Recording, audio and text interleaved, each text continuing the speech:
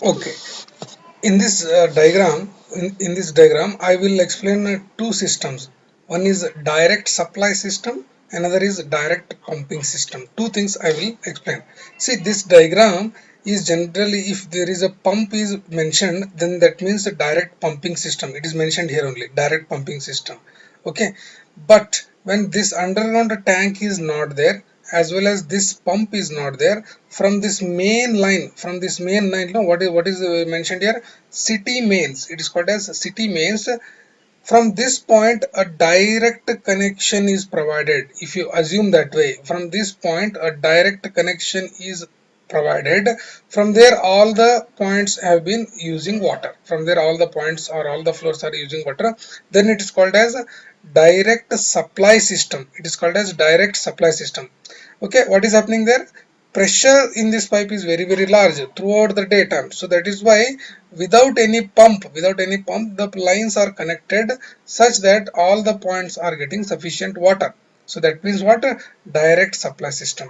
But what has happened here, from the main line, after the meter, in both cases the meters will be there. Okay, from here it is a compound wall or boundary wall. Here government property, inside owner's property. Okay, so meter is just placed before the compound or just after the compound.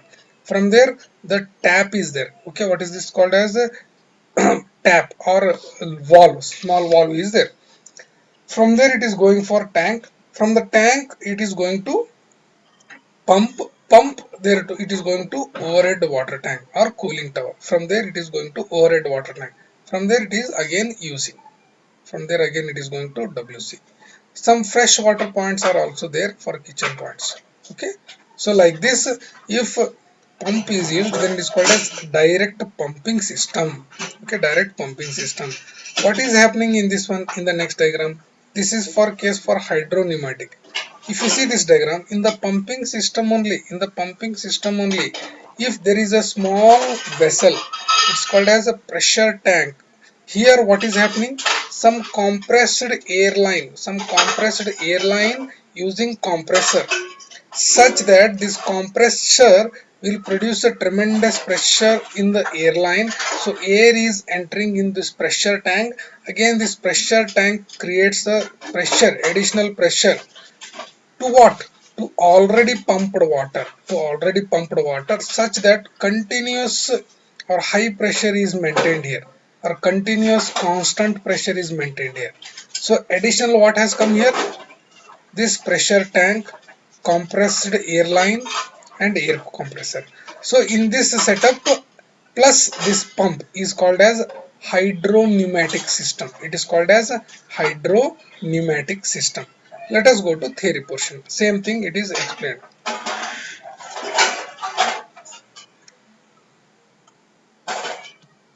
Okay, we were there here, no? Okay, we have completed this. We'll go to this. In this direct supply system, what is happening? This is adapted when adequate pressure is available, so no pumping is required. Adequate pressure is available round the clock at the topmost floor. Till the top, you are getting the continuous pressure. With limited pressure available in most city mains, water from direct supply is not normally available above 2 or 3 floors. Okay, whatever may be, how much pressure you may provide in the pipeline in the city, the maximum constant pressure will be there only for 2 floors or 3 floors. Above that, you are not going to get that pressure. So this direct supply system is generally adopted for small cities where continuous pressure is there. Okay, so this is called as direct supply system. When you go to direct pumping system, what we have explained in the diagram, water is pumped directly into the distribution system. Okay, from underground tank is there, from there pump is used. So that is why we are calling it as underground tank to pump system.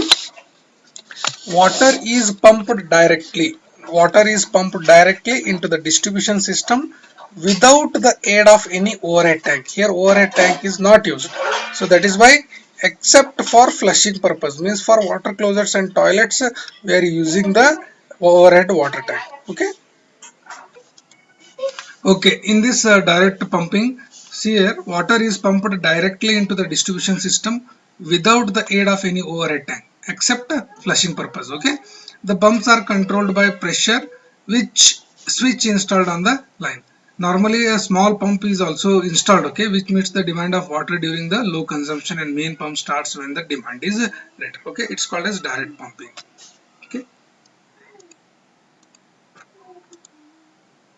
the start and stop operations are accomplished by set if pressure switches are installed directly on the line. Means the start and time is also imposed here. Okay. Direct pump systems are suitable for buildings. Direct pump systems are suitable for buildings where a certain amount of constant use of water is always occurring. Means what? When certain amount of water is continuously usable, okay, so that time pumping is most and important. Okay, these buildings are centrally air conditioned buildings for which constant makeup supply of air conditioning cooling towers is required. Okay, for air conditioned buildings you require water for cooling purpose, so that is why continuous thing is there, continuous water supply is there, so that is why we are using pumping system. The system depends upon constant and reliable power. Okay, any failure in the power system would result in a breakdown of the system itself, so you have to have multiple pumping systems to generate a constant and reliable system.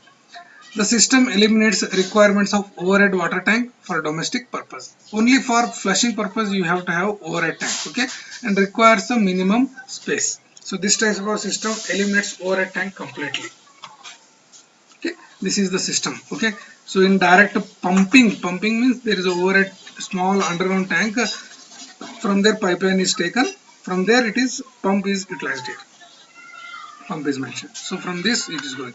Direct supply means it is not there from the main line. It is directly connected to all the points. It's called as direct system. So but here the pump is stationed. Pump is there. So it's why it's called as under reservoir. From there pump. From there supply.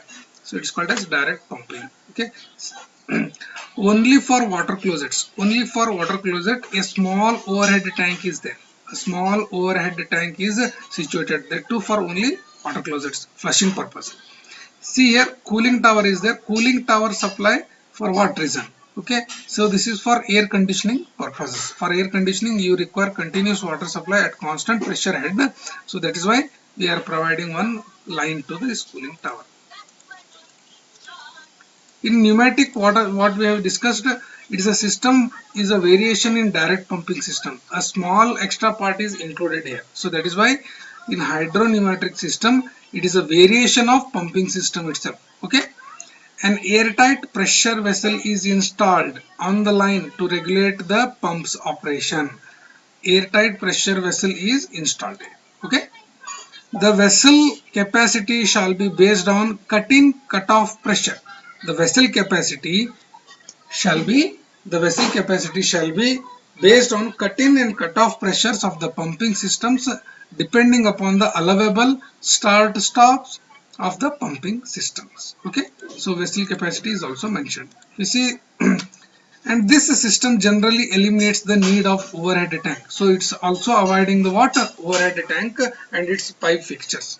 And it will supply water at much higher pressure. It will supply water at much higher pressure than available from the OHT, particular to the upper floors, resulting in even distribution of water at all floors.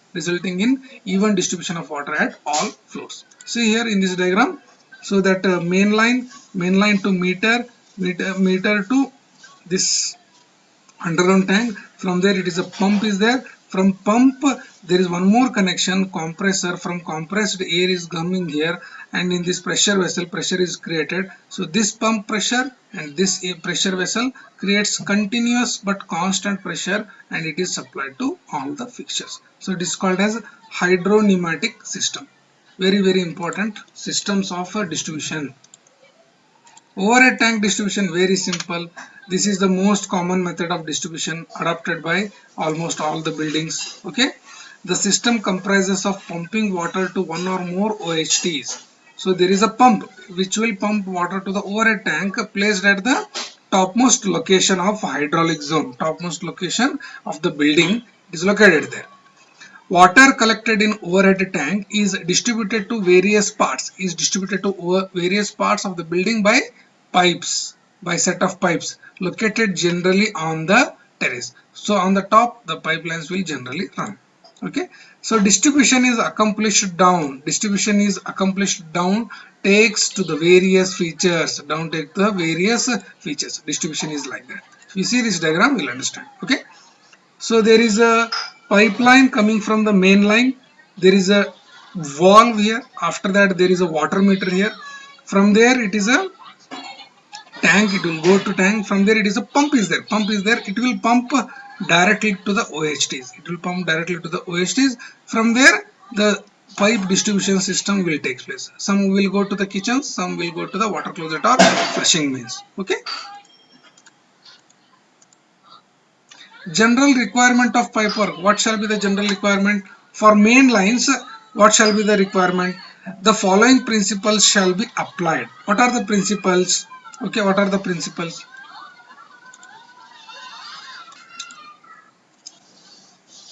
Here, first principle, service mains shall be adequate size to give the required rate of flow.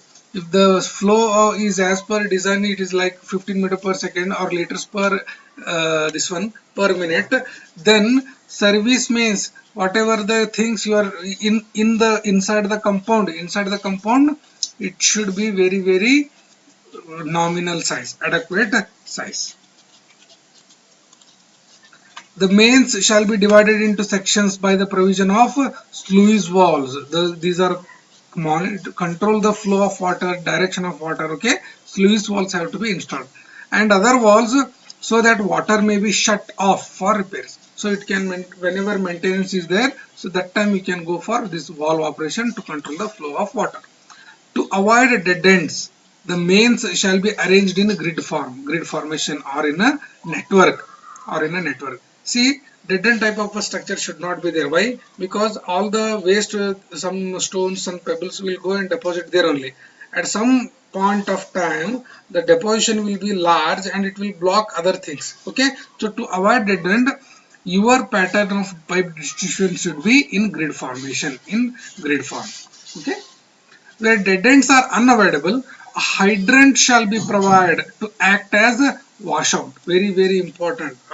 A dead end is there, then you should convert that dead end into hydrant. Hydrant means from there fire persons will get the water. Okay, so it will also act as a washout. Washout means it will remove all the unwanted materials. Okay, like that it is also possible.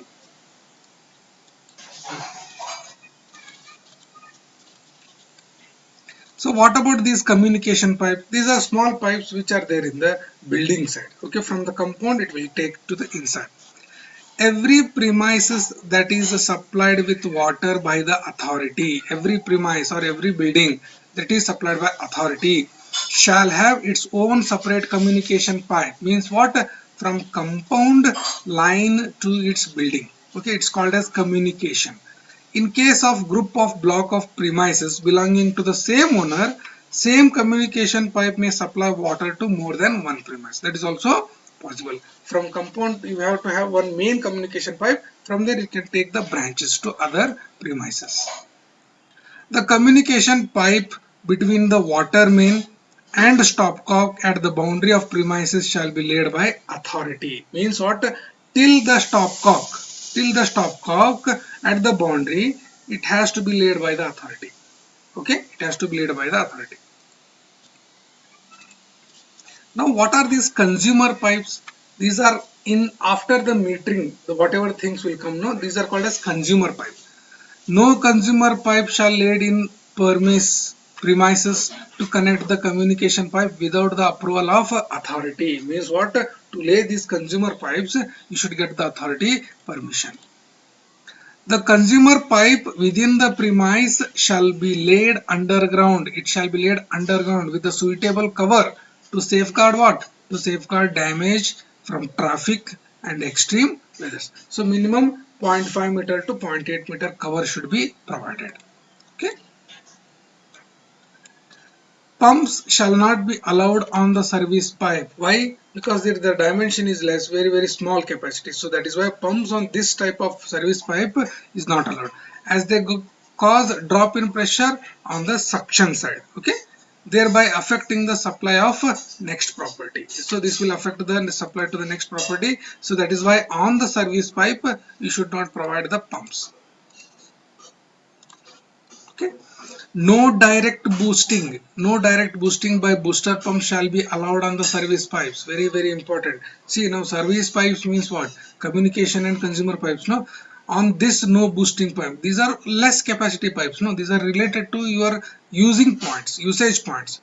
Okay, so that is why no booster pumps or no pumps on service pipes. Consumer pipes shall be so designed and constructed as to avoid airlocks. Okay, very important. If airlock is there, water movement will not be there. Okay, draining taps shall be provided at the lowest point. For what reason? So whenever some unwanted dust or silt is deposited, no, it shall be drained out by these drain taps. Okay, from which piping shall continuously to draw off taps, means what? The drainage will take place.